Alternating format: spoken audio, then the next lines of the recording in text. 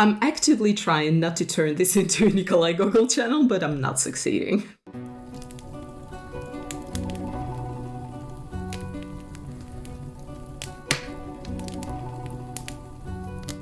Dead Souls is a book by Nikolai Gogol, first published 1842. The first mention of the novel is dated 7th of October 1835 in a letter to Alexander Pushkin.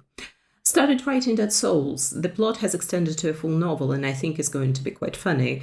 It is now on chapter 3. I want to show all of Rus, at least from one angle. The book was intended to be part of the trilogy. He overall spent over 17 years working on the first 2 volumes, but only the first one was ever truly finished.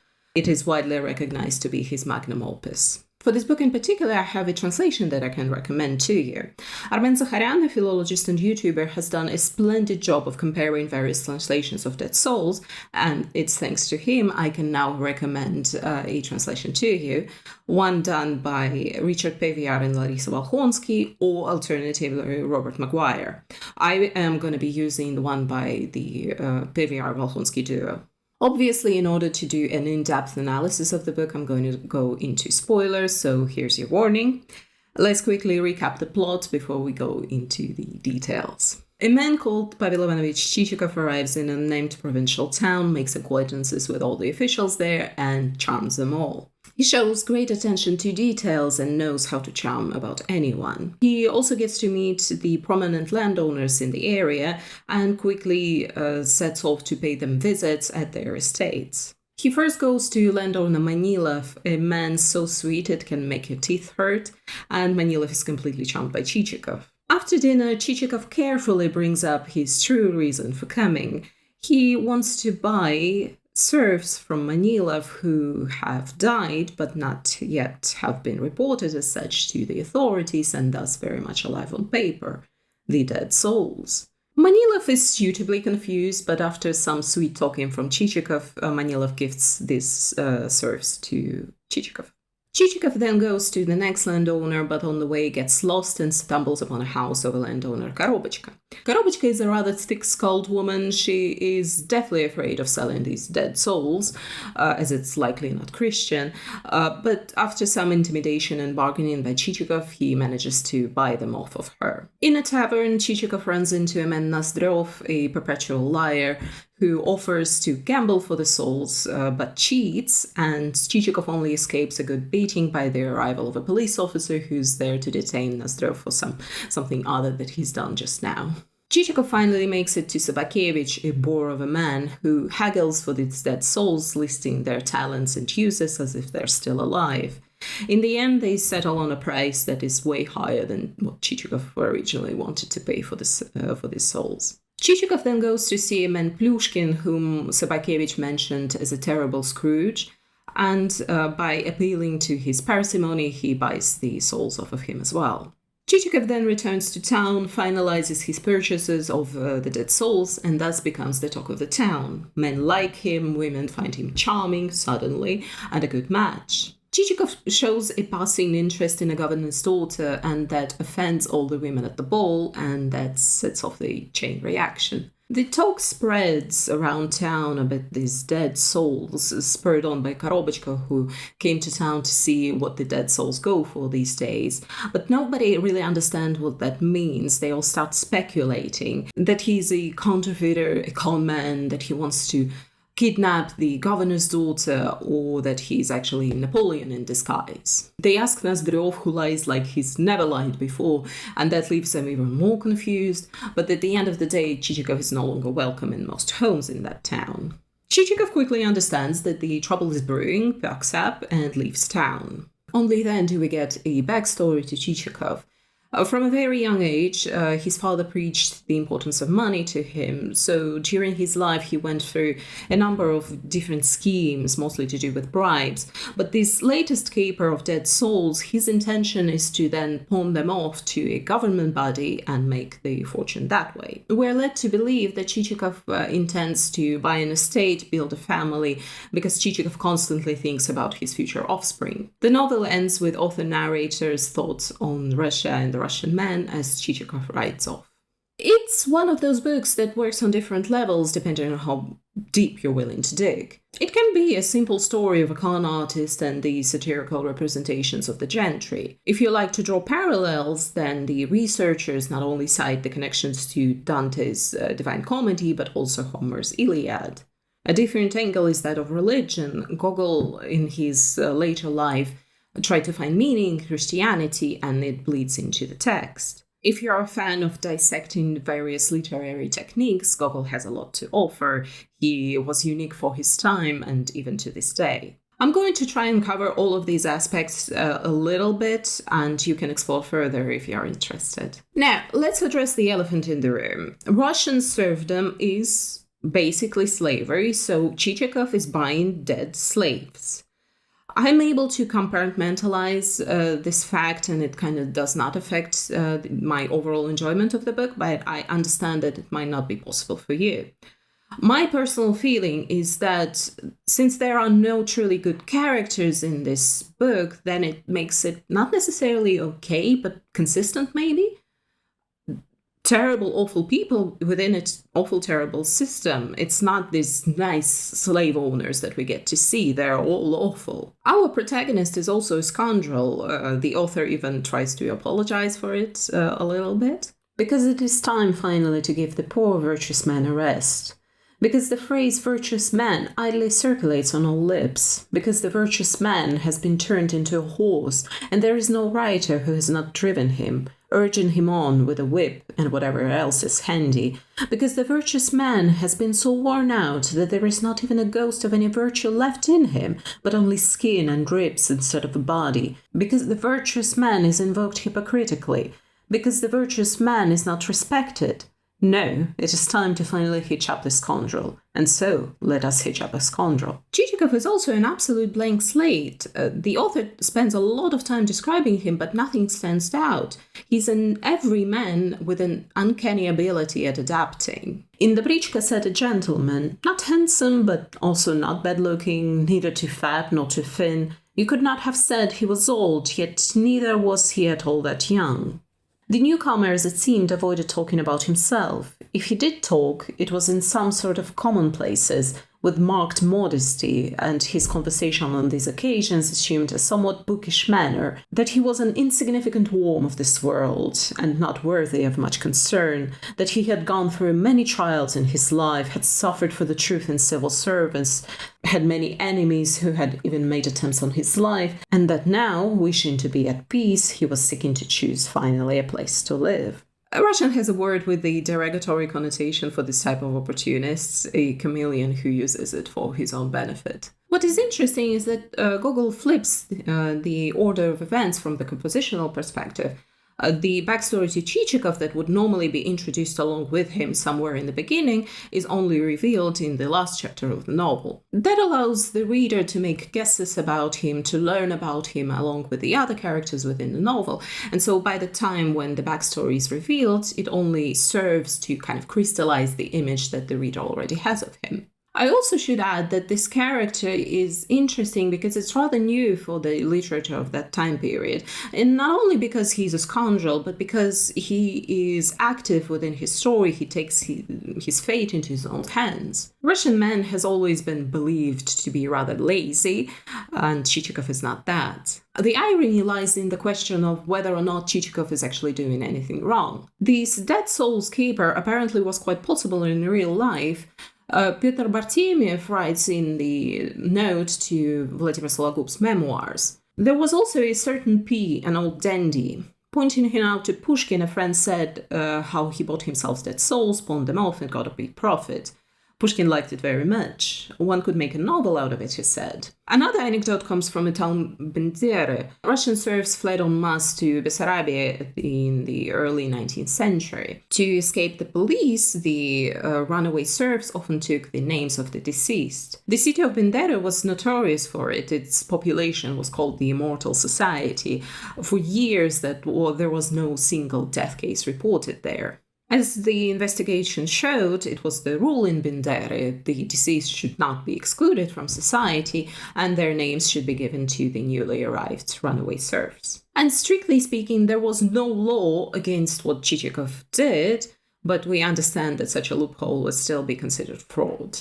There is also a school of thought that compares Chichikov to the devil, especially since the supernatural evil is so prominent in Gogol's early works. They argue that while Chichikov might not be that supernatural evil, but he is that trickster-type evil on a very small scale that's now inhabiting Russia. Speaking of devil and hell, what about these landowners then? Well, if we keep in mind that Dante's Inferno analogy and put a pin in that, I'm going to come back to it, then these landowners can be viewed as the circles of hell, each one representing a sin or a vice, and they progressively get worse and worse. We start with sloth in Manilov, end up with extreme greed in Pushkin. The landowners don't necessarily correlate 100% to a particular sin, but it's a widely accepted interpretation. An interesting view is provided by Leonid Balshuhin. He looks at these landowners in opposing pairs. Manilov and Sobakevich, where Manilov's description is vague and elusive, Sobakevich is rough and concrete. Where Manilov is dreamy and amorphous, Sobakevich is to the fact. Manilov gifts his dead souls, while Sobakevich bargains for them as if they were alive. Even in minute details, like how they enter the room, full of curtsies in Manilov to Rafa Sobakevich, or how Manilov only has nice things to say about the people in town, but when Chichikov probes Sobakevich in the same way, the landowner calls them all names and has no nice words for them. Likewise, although less prominent, is the pair Korobotchka-Nozdrov. Korobotchka, in the spirit of her name, likes everything to be by the rules. Everything needs to be in its own box, regulated and steady. Nozdrov has nothing permanent. Everything is a mystification, if not a straight-up lie. There are no borders, unsteady like the moors they walk through. Okay, so that leaves Pushkin. Who is his pair then? Well, Chichikov. These two characters are the only ones to receive a full backstory, and I kind of perceived Pushkin to be a cautionary tale specifically for Chichikov, as it could easily become his future. The anti-parallels are there. Chichikov is looking to find the family while Pushkin has already lost it. Chichikov seemingly sees money as a tool and not necessarily the end goal, while Pushkin's wise parsimony has turned into bloody greed. And Chichikov is still looking to find meaning, while Pushkin has lost it already. And just like with Chichikov, Gogol envisioned, if not a redemption arc, but at least a comeback for Pushkin. That's why they are the only ones to have the backstory. According to some records, Pushkin was supposed to return as a preacher to help guide Chichikov, I think in the third volume. And so we have this palette of colorful characters in the first part of the book. And then Chichikov returns into town. And the depiction of people in town is quite different.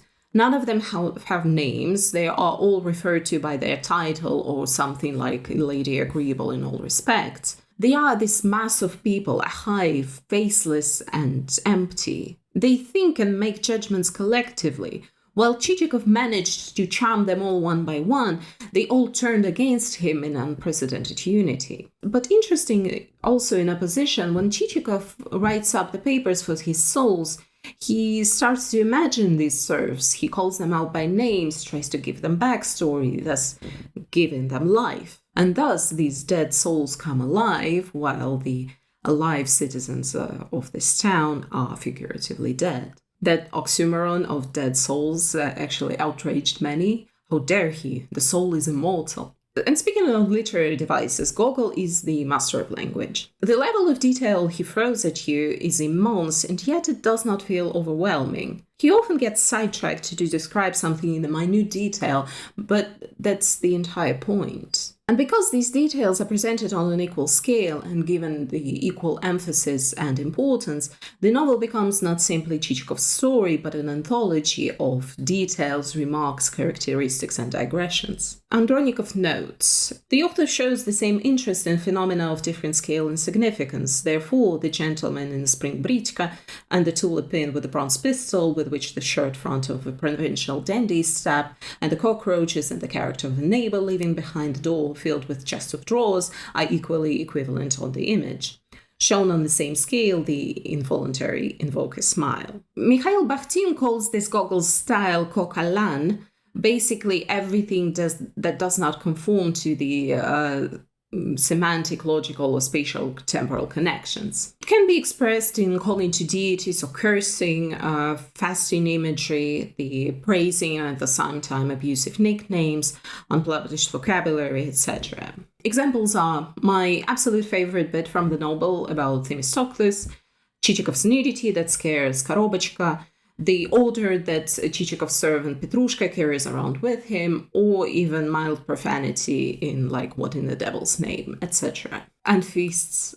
Gogol was a huge fan of food. His absolute favorite was the pasta with cheese that he did in Italy, and he genuinely describes food with such gusto. It's never a simple meal, it's always mouth-watering, one dish after another. I do not recommend reading it on an empty stomach. He obviously uses the depictions of food to highlight specific characteristics in his Landowners, for example, and he does it brilliantly. Other tools that he uses for descriptions of landowners are rooted in the grotesque and satire, starting with their names that are character names to their estate, the furnishings, and the food. Everything is hyperbolized to comedic effect, but it also so carefully crafted that it seems organic and believable. Now, there are three literary comparisons that we need to talk about. First of all, it's Dante's Divine Comedy. Gogol himself said that it served as inspiration, and the 3 volumes of the book were supposed to represent the 3 worlds, hell, purgatory, and heaven.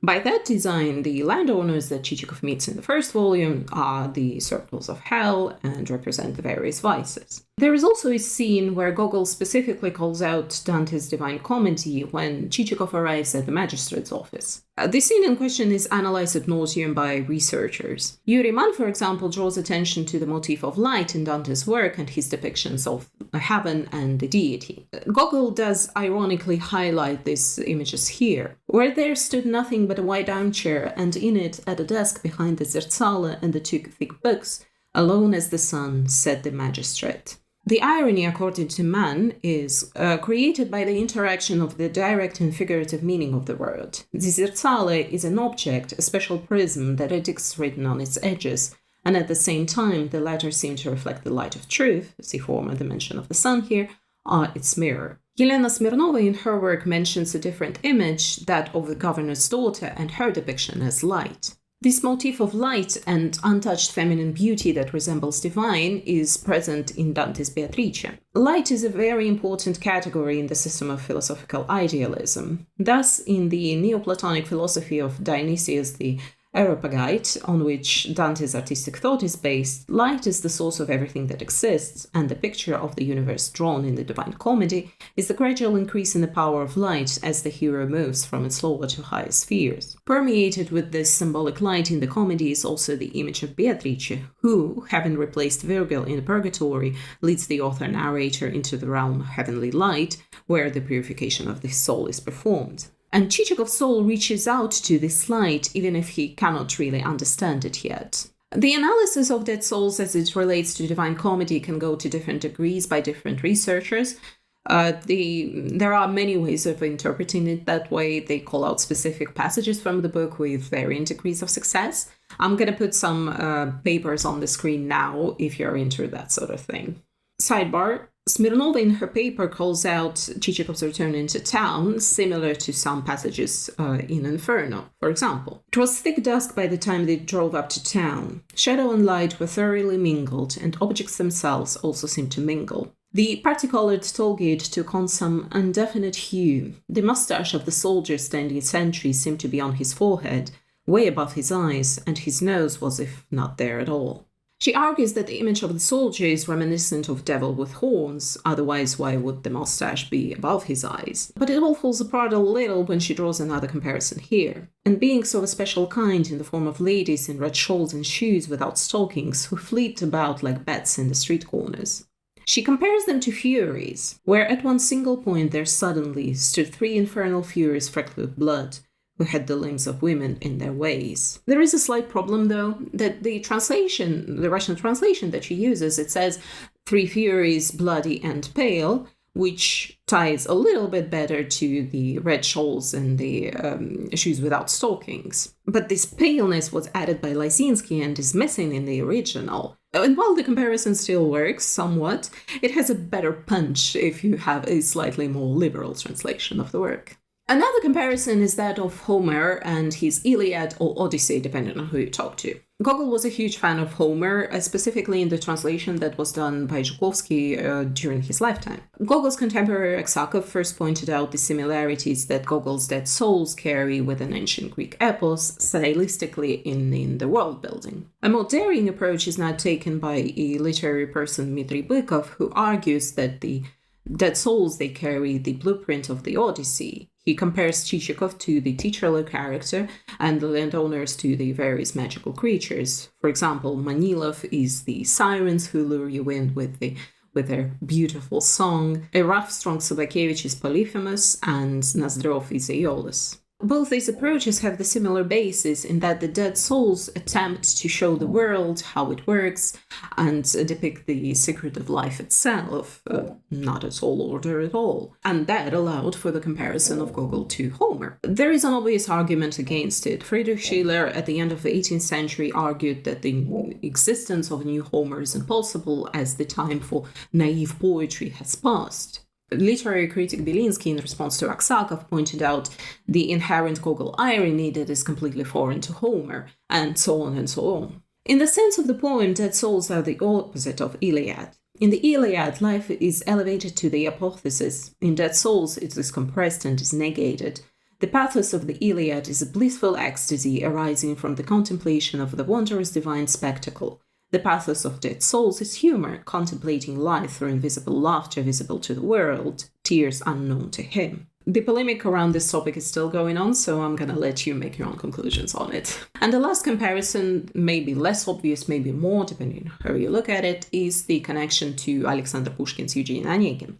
Gogol and Pushkin were friendly, if not friends. Pushkin was one of the first ones to praise Gogol for his first work, Evenings on the Farm near Tikhaenka. Pushkin allegedly suggested the plot to the government inspector to Gogol, and also allegedly suggested the plot for the Dead Souls as well. I've already mentioned an anecdote that he heard about somebody doing exactly what Chichikov ended up doing. He was quite tickled by the idea, and when Gogol asked for a plot, he suggested this. Now, biographers now imply that their relationship might have gone sour in the end. When Gogol was leaving for Europe, he didn't pay a visit to Pushkin, which was quite an affront. Oh my god. But so the callbacks to Eugene Onegin that I'm going to talk about can be considered light teasing on the part of Gogol.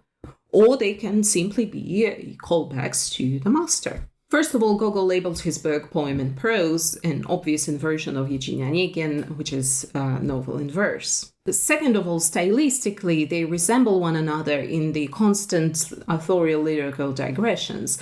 Sometimes Eugene Onegin can feel like 80% digressions and about 20% plot. Pushkin constantly uses his characters and events to provide his thoughts on life, Russia, and men, and sometimes he gets completely sidetracked into something entirely too personal. The narrator in Eugene Onegin is a character in his own right. Gogol similarly uses his digressions and asides to ponder the life of men and Russia, but Gogol is also famous for his latter comparison approach, where he compares one thing to another and then another, and goes to describe that last thing in great detail, while it normally has nothing to do with the plot. Both authors have their narrator, who's the author of the story, address the reader directly. They apologize for getting sidetracked or using a particular word that is not used in upper classes, or they try to form a bond with the reader, albeit quite differently. And then there are some passages that are almost mirror of each other. Look at the depiction of the road here in Eugene Onegin and in Dead Souls. Or this passage from an early edition of Eugene Onegin is mirrored perfectly in the Manilov description.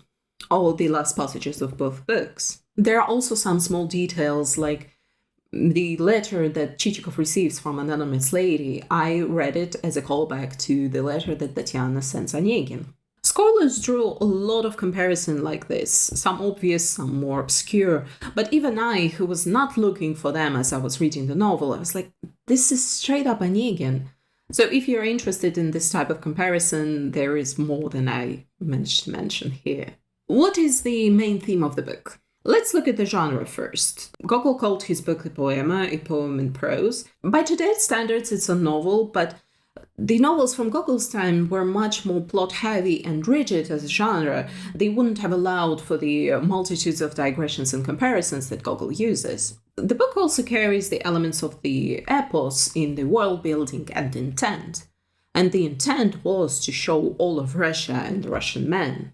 I wanted that after reading my work, the whole Russian man would appear, with all the variety of riches and gifts that he was gifted with by fate, ahead of others, and with all the many shortcomings that are in him, also way above others. I thought that the lyrical power that I had in spades would help me portray these virtues in the same way that the Russian men would be kindled with love for them, and the power of laughter, which I also had in spades, would help me portray the shortcomings so vividly that the reader would hate them, even if he found them in himself. We could debate whether or not he succeeded in this, but at the end of the day, the story was not finished, not really. So my belief is that he managed to show the shortcomings, but never got to show the virtues. And isn't that also telling?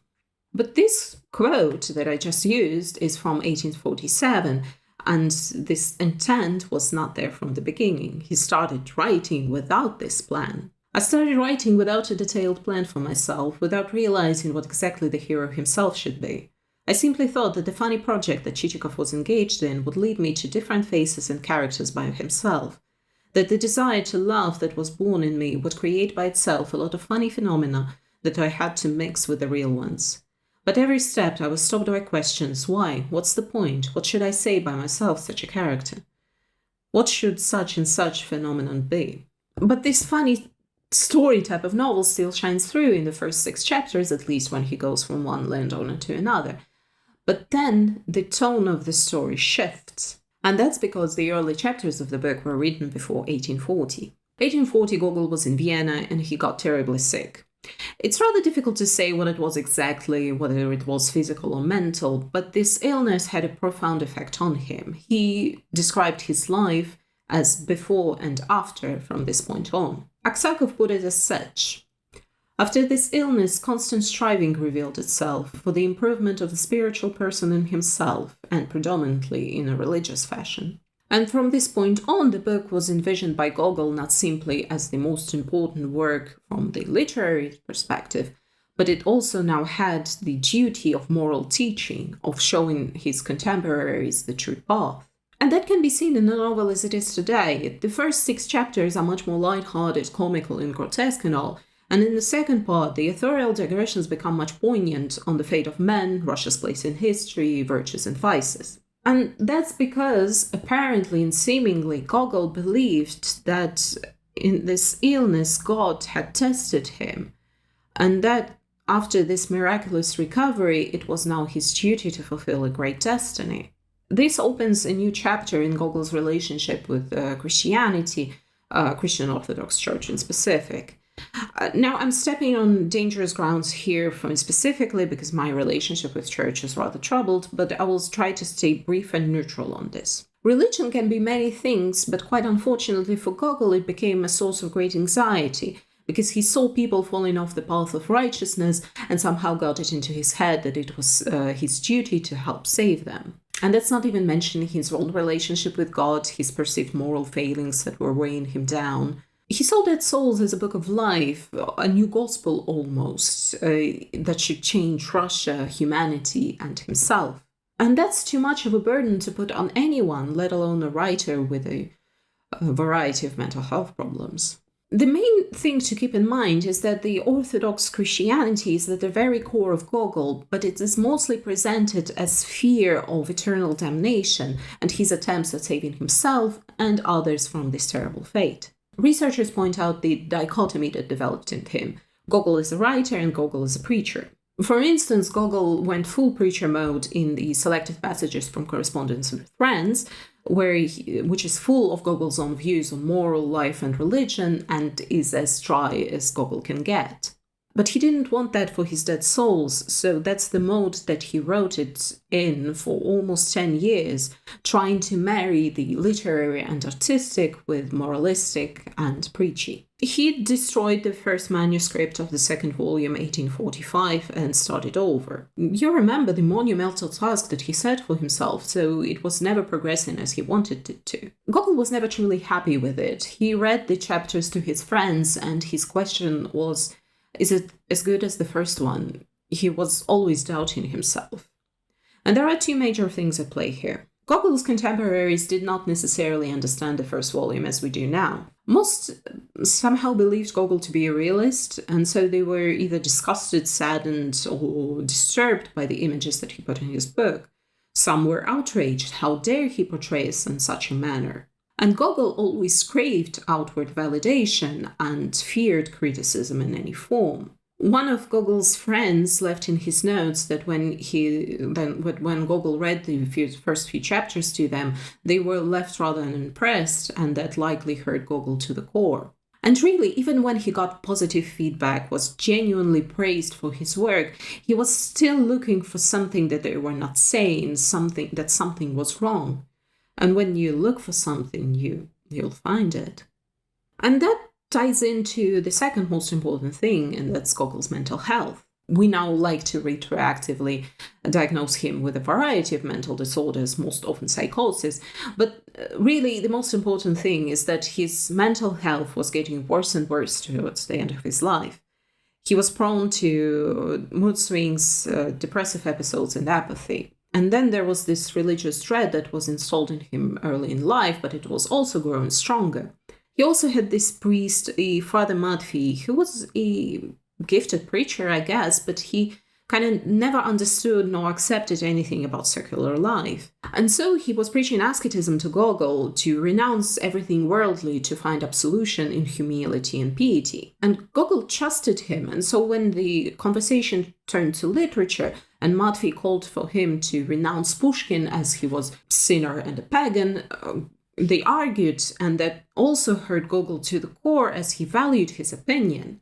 He later gave Matvey the chapters of the second volume to read sometime in the January-February 1852, and he didn't like them, but not for good reasons. He went as far as to say that Gogol should never print them, as he would become the mockery of the town. And why, you ask? Well, first of all, he did not understand anything about literature in the first place, but also, most importantly, supposedly there was a character of a priest somewhere in those chapters that highly resembled Father Matvey.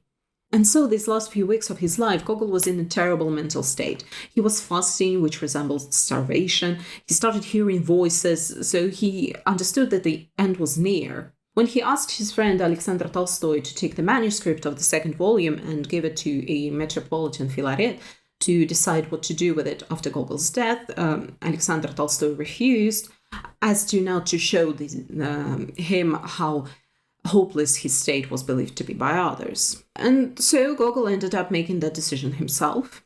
On the night of the 11th to 12th of February 1852, Gogol burned the manuscript along with some other papers. According to his serving boy, the only person who was there with him that night, he prayed as the papers burned and then went to his sleeping chambers, threw himself on the couch and wept. According to Tolstoy, Gogol told him the next morning, "Imagine how strong the evil spirit is. I wanted to burn papers set aside a long time ago, but ended up burning the chapters for Dead Souls that I wanted for my friends to have after my death." Gogol passed away 10 days after that fateful night. And in a sense, it all came back full circle. The very first thing that Gogol ever published was a poem, Hans Kuchelgarten, that he published under a pseudonym Aleph. The poem didn't receive a particular critical response, or at least not the one that Gogol hoped for, so he went around St. Petersburg and bought out all of the copies that he could find and burned them all. And so the very first thing that he ever wrote and the last were set to flames. And it also created this air of mystery and great tragedy around Gogol and Dead Souls, as the true motives and culprits can never be found. We now have 4 to 5 chapters of the second volume that were found in some of Gogol's papers, but they are not finished. There are pieces missing. They are very obviously drafts. They continue with Chichikov's adventures. He still travels from one landowner to another, but they're not necessarily any better than the ones that we saw in the first volume. Gogol's style is still present, vivid descriptions and all, but they are much more drier. The authorial digressions, for example, are missing altogether, and it's not clear whether it's simply because these are drafts or it was envisioned that way. A tone is much more preachy. The character of Kostanzhoglo is praising and advocating for hard, intensive labor, patience, and humility.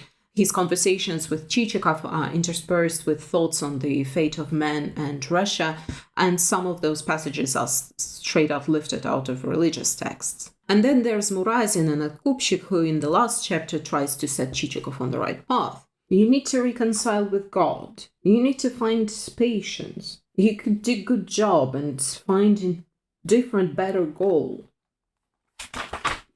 You cannot hear your poor soul. Why have you ruined yourself? The motif of light and rebirth comes back full force. How blinded you are by this property. Something strange, some hitherto unknown feelings, inexplicable to himself, came to him, as if something wanted to awaken in him, something suppressed since childhood by stern, dead precepts. And Murazov reinforces, it's not too late, there is still time. So Chichikov is once again set up for redemption and rebirth that we will never get to see. My personal belief is that you only need to read the chapters from the second volume if you are a huge fan of the book, or you just simply cannot get enough of Gogol. A casual reader should read the first volume as a standalone, as it is complete without the chapters of the second volume, with which Gogol was never truly happy with anyways. Should you read it all together? My personal belief is that you should, and not simply because it's my new favorite book. It is quite different from other well-known pieces of Russian literature, so it can be a bit of a novelty. It is also a little bit shorter, so it also can be a plus. My advice is to pay more attention to the form rather than the plot, which can be quite thin, as we've seen. But Gogol's strength lies elsewhere, i.e. in the depictions of the world, even if he's looking at it through a slightly distorted lens. I think as I was writing the script, I lost track of what I actually liked about the book. And the answer is simple. It's the absolute craftsmanship that Gogol displays at every page. Look at any of these passages. If you enjoy prose like this, you will enjoy this book. It's funny, it's beautiful, it's unexpected, it's delightful. I don't have words to describe it, but Gogol does. Honestly, if you've sat through this obscene amount of minutes that I've spent talking about this book and you have not read it yet, forget everything I said. Read it, enjoy it, savor it as a good meal, as a glass of drink of your choice. The novel is an experience and it's worth it.